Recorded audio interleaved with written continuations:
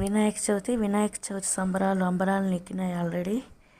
ఇంకా సాయంకాలం అయింది, ఇంకా పూలు కోద్దామంటే ఇంకా వర్షం వస్తుంది. ఒకటే వర్షము. నేను ఇంటి ముందర వేసిండే ముగ్గు కూడా నిమజ్జనం అయిపోయింది వర్షంలో.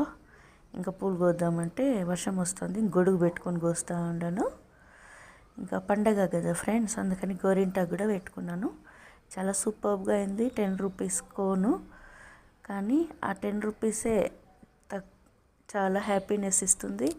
అలా మెహందీ పెట్టుకొని పూలు కోస్తూ ఉంటే ఎంత హ్యాపీగా ఉంటుందో ఏమో. ఇలా చిన్న చిన్న సరదాలే మనకి ఎక్కువ హ్యాపీనెస్ ఇస్తాయి లైఫ్లో. కాబట్టి ఆ చిన్న చిన్న సరదాలను దూరం చేసుకోవద్దండి. పండుగ వస్తానే అట్లా మెహందీ పెట్టుకోండి. మనకు చూసినప్పుడల్లా మనకు ఒక హ్యాపీగా ఉంటుంది. మనందరిలోనూ ఒక టాలెంట్ ఉంటుంది.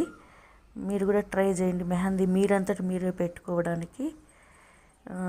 అంతా ఇప్పుడు పెడతా ఉంటారు కదా డిజైన్స్ అంతా, వాటిని చూసి కొంచెం కొంచెం నేర్చుకొని పెట్టుకోండి. అప్పుడు మనకు సెల్ఫ్ సాటిస్ఫాక్షన్ అవుతుంది.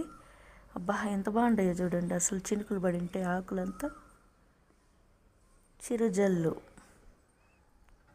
ఎదిలిస్తూ ఉంటే తుంపర్లు పడుతుంటే హ్యాపీగా ఉంటుంది.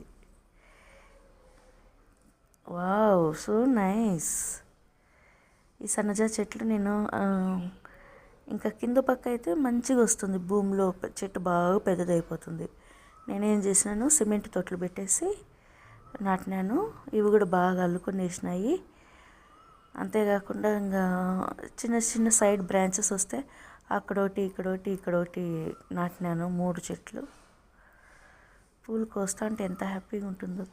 ఈ చెట్టు కాకపోతే ఇంకో చెట్టు కాస్తుంది అని చెప్పి మొత్తం 3 చెట్లు పెట్టినాను, సన్నజ చెట్లు. అన్ని చెట్లలో పూలు కోసుకొని ఇంకా కనకాంబరాలు, మరువము అన్నీ వేసి కలిపి కడితే ఎంత సూపర్గా ఉంటుందో ఫ్రెండ్స్. మన చెట్లలో పూలుని మనకు సెల్ఫ్ సాటిస్ఫాక్షన్ కూడా ఉంటుంది. ఈ హ్యాపీనెస్ అనుభవిస్తే కానీ తెలియదు. పెంచుకోండి చెట్లను మంచిగా, అందంగా గోరింటాకులు పెట్టుకోండి పండగలప్పుడు.